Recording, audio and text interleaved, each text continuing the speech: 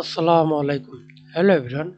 Today I am going to show you how to add and remove legend name in Excel chart.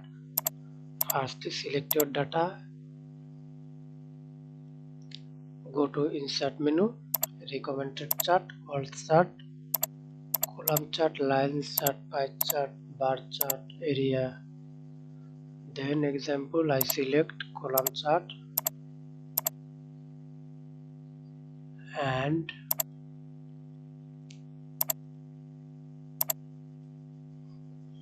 then click plus icon, already selected legend. Then I remove legend and add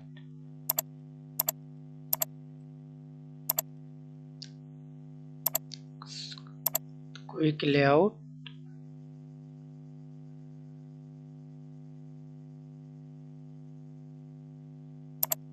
Okay, thanks for watching video. Please subscribe to my channel, like, comment, share.